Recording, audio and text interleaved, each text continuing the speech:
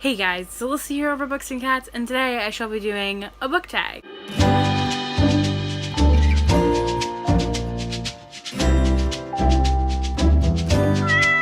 The tag that I shall be doing for today is the rapid fire book tag, which when I got tagged, I could have sworn I've already done. I don't know if I filmed it and then didn't like the footage, so I scrapped it, but I could have sworn that I filmed this video before. I don't know, but I couldn't find it on my channel, and even if I did, maybe my answers would have changed by now. I don't know. I got tagged by the lovely Samantha over on her channel, which is called Samantha Reading. I shall link her down below. She's wonderful. I love her channel. She makes great content. Like, she's so good. Thank you for tagging me, Samantha. I do appreciate it. Basically, the point of this tag is to answer it quickly, so that's what I'm gonna do. Or try to do anyway, without thinking too much about it, but we'll see what happens. Ebook or physical book? Definitely physical book. I don't ever read ebooks. Ever, like, at all. Paperback or hardback, and that is hands down hardback. Hands down. I like reading them more. It doesn't hurt my hands. I have issues with my hands hurting, like reading super tight paperbacks or really any kind of paperbacks, and I just find hardcovers to hold so much easier. Online or in-store book shopping, I usually do most of mine in-store. I don't usually go to big bookstores like chain bookstores or anything like that. I usually do used bookstores, but definitely in-store. Trilogies or series, and I don't know what, that's a hard, I don't know, because I don't know what I read a lot of. Oh, I have no idea. I really do like the idea of trilogies. I like that it's all wrapped up in 3 books, but anymore, nothing stays a trilogy. It gets turned into like a original trilogy, but then it gets like a second spin-off series. It's like kind of extra. I kind of hate it, but whatever. Heroes or villains? As much as I want to say heroes, I find myself liking villains a lot. A book you want everyone to read? Oh, crap. The Good Girl by Mary Kubica. It's a really good thriller. Recommend an underrated book? Oh gosh. Oh, Stuff I've Been Feeling Lately by Alicia Cook. It's a poetry book. It's great. I love it. I never hear anyone talk about it, but I love it. Last book you finished, and that was The Carnivorous Carnival by Lemony Snicket. Last book you bought, and that was My Brilliant Friend by Elena Ferrante. Weirdest thing you've used as a bookmark, and that would what have I used as a bookmark?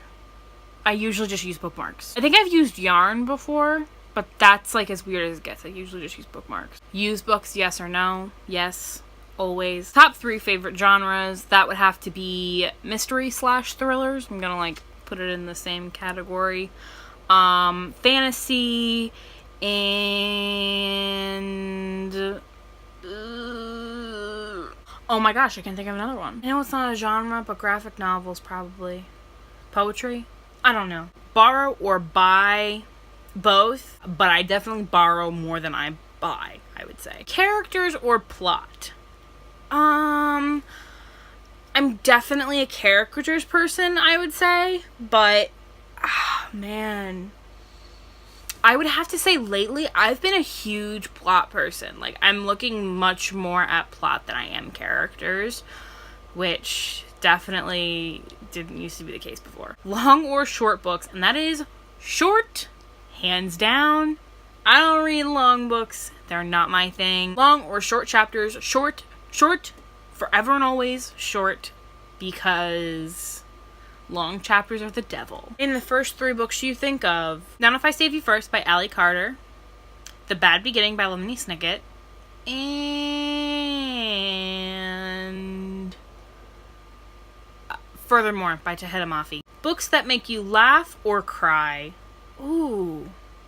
Definitely cry, I'd say. I don't usually cry, but I'd rather feel the emotion, like the emotion of like sadness than I would laughter, because I don't know, usually just the stories are better. Our world or fictional worlds? Fictional worlds? I just love how intensive usually it usually takes so much to build a fictional world, and I just love that so much. Audiobooks, yes or no? I mean, if you're talking about audiobooks in general, yes, I think they're a wonderful thing. I'm trying to get into them more. It's just so hard for me. It's such a struggle, but I'm trying, so a tentative yes. Do you ever judge a book by its cover? Yes. I mean, I guess we all do. Book to movie adaptations or book to TV adaptations? I am not the expert to ask on this. I don't read much of either. I have to go with book to movie because I've found that they're more accurate, because book to TV, they usually deviate so much from the original plot that it ends up not being interesting. A movie or TV show that you preferred to its book. Ooh, this is a good... Ooh. Okay, so I haven't finished Pride and Prejudice, but from what I've heard, I've never read it, right? I'm like halfway through it. I've been halfway through it for like years now. Whatever, let's move on. From what I've heard, the 2004-2005 version of Pride and Prejudice with Keira Knightley, which is my favorite movie of all time, I've heard it's not very religious to the book. Like, I just heard it's not that, you know, that intense. Like, a lot of people, like, don't like that adaptation because it's not that accurate. That's my favorite movie of all time, so I'm not gonna say that I prefer it to the book, but, like, if I had to pick that over another adaptation of it, I'm gonna pick that adaptation. Does this, like, make the question not really the question anymore? And the last question is series or standalones, and that is series hands down, because standalones, I just don't get enough info, ever, period, point blank. I just feel like I don't get enough from them. And that was the rapid fire book tag. I hope you guys enjoyed this video. Thanks again for tagging me, Samantha. I enjoyed doing it for what feels like the second time. If you want to stick around, go ahead, subscribe down below. All my social media, Goodreads, Twitter, and Instagram are all down below. That's all I got. So I'll see you guys next time. Bye.